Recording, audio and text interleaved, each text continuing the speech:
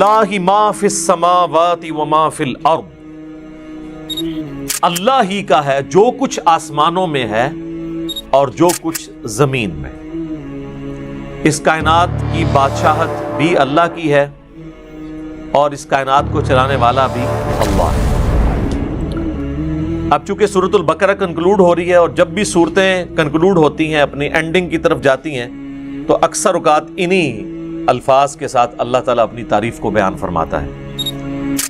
وَإِن تُبْدُوا مَا فِي أَنفُسِكُمْ، اور اگر تم ظاہر کرو جو کچھ تمہارے جی کے اندر ہے، أَوْ تُخْفُوهُ، یا اسے چھپا لو، يُحَاسِبْكُمْ بِهِ اللَّهُ، اللہ تعالیٰ اس کے اوپر بھی حساب لے گا۔ یہ بہت خطرناک معاملہ ہے میرے بھائی۔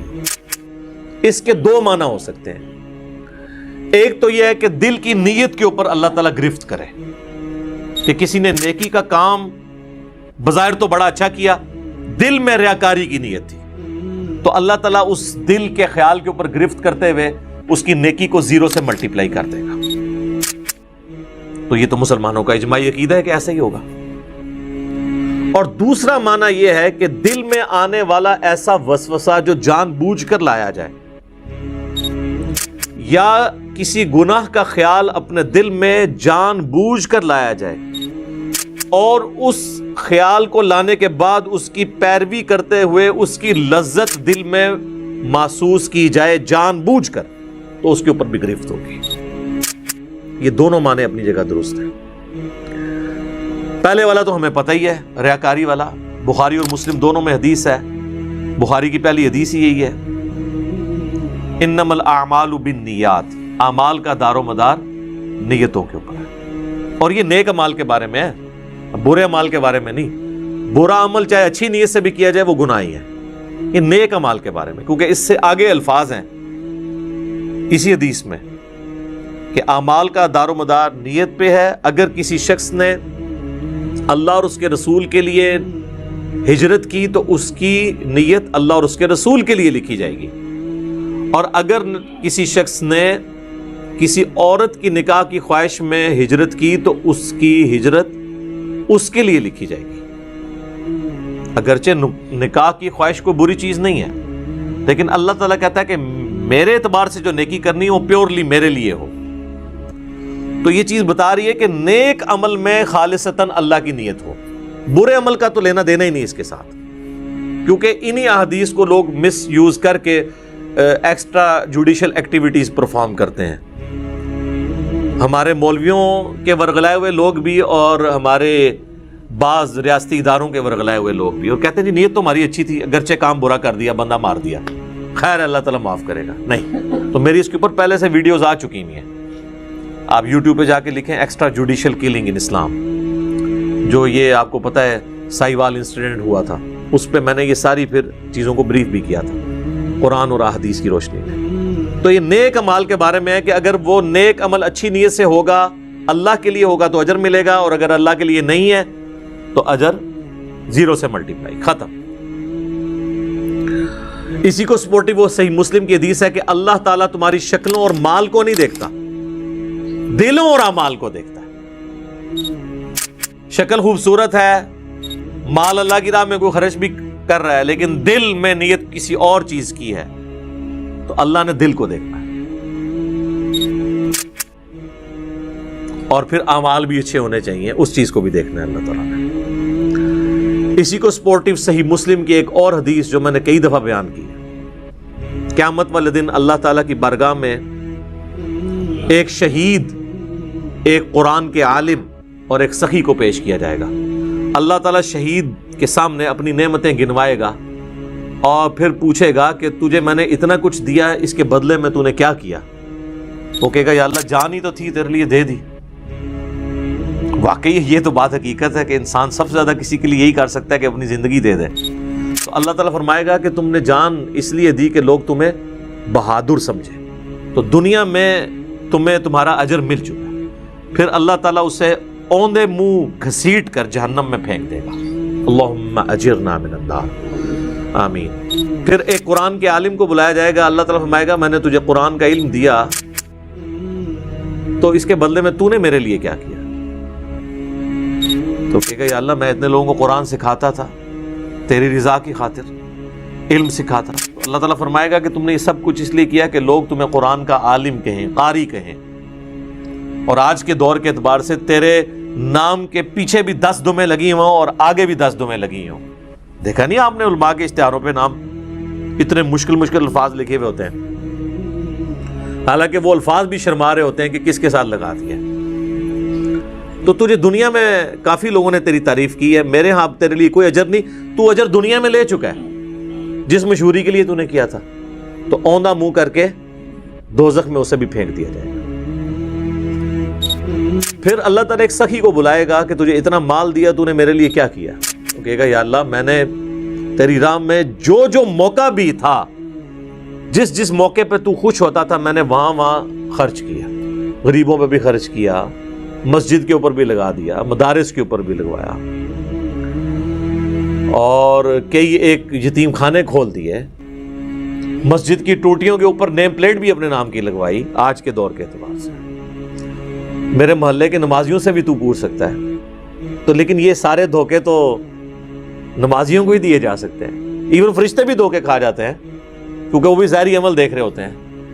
تو at the end of the day حساب تو اللہ نے لینا ہے. اللہ فرمائے گا تو نے یہ جو تیرے نامہ مال میں گرچہ نیکیاں لکھی ہوئی ہیں، لیکن یہ نیکیاں فرشتوں نے لکھی ہیں، بندوں کی نظر میں ہے، میری نظر میں تو نہیں ہے، کیونکہ تو نے سب کچھ لوگوں سے تعریف کے لیے کیا کہ میرے دسترخوان سے اتنے لوگ کھاتے تھے، میرے ہاسپٹل سے اتنے لوگ علاج کرواتے تھے، تو میرے حضور تو اس کا کوئی اجر نہیں ہے. اس کو بھی اونا منہ کر کے دوزخ میں ڈال دیا جائے گا. سر یہ 3 مثالیں اللہ کے محبوب صلی اللہ علیہ وآلہ وسلم نے دی ہیں. اگر آپ میں سے کوئی شخص سمجھتا ہے کہ دنیا میں ان 3 نیکیوں سے بڑی کوئی نیکی ہو سکتی ہے تو میرے سامنے لے آئے. کیا شہید ہونے سے بڑی کوئی نیکی انسان اللہ کے لیے کر سکتا ہے؟ اور اگر کسی نے یہ نہیں کی ہے، قرآن کی تعلیم سیکھنے اور سکھانے سے بڑی کوئی نیکی کر سکتا ہے؟ بخاری کی حدیث ہے تم میں سب سے بہتر وہ جو قرآن سیکھے اور سکھائے. اور بخاری مسلم کی ایک اور حدیث ہے کہ 2 ہی لوگ ہیں جن پہ رشک کیا جا سکتا ہے. اگر تم نے حسد کرنا جائز ہوتا نا تو 2 ہی لوگ ہیں جن سے انسان کو حسد کرنا چاہیے. ایک جسے اللہ نے قرآن کا علم دیا اور وہ لوگوں کو سکھاتا ہے، اور دوسرے جسے اللہ نے مال دیا اور وہ اللہ کی راہ میں خرچ کرتا ہے. اور تیسری نیکی یہاں پہ بھی مال ہی ہوئی ہے. یعنی اس کائنات میں سب سے بڑی 3 نیکیاں یہی ہو سکتی ہیں: شہادت، قرآن کا علم سیکھنا اور سکھانا، اور اللہ کی راہ میں صدقہ اور خیرات کرنا. یہ 3 نیکیاں بھی برباد ہو جائیں گی اگر اللہ کے لیے نہیں کی. ایون اگر اس میں کسی کو شریک بھی کیا سا تب بھی برباد. مسند احمد میں حدیث ہے جس نے کسی کے دکھلاوے کے لیے نماز پڑھی گویا اس نے شرک کیا. اب مجھے بتائیں دکھلاوے کے لیے کون نماز پڑھ سکتا ہے؟ یہ کوئی اتنا آسان کام ہے؟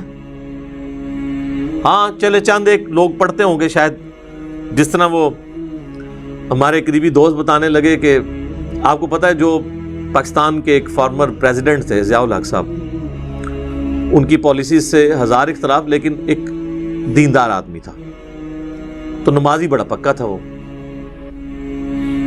تو وہ کہنے لگے کہ انہوں نے لیاقت باغ آنا تھا. کہتے ہیں میری ڈیوٹی اس وقت میں نیا آفیسر بھرتی ہوا تھا، پھر تو خیر وہ 22ویں گریڈ میں ریٹائر ہوئے. تو کہنے لگے کہ میری ڈیوٹی تھی کہ صدر صاحب کو آپ نے وضو کروانا ہے نماز عصر کے لیے. تو کہتے ہیں جب وہ آئے تو میں نے ان کو کہا کہ سر میں نے پانی آپ کے لیے گرم کر کے رکھا ہوا ہے، سردیاں تھیں. وہ کہنے لگے بیٹا مجھے پتا تھا نماز عصر کا ٹائم ہے تو میں گھر سے وضو کر کے آیا ہوں.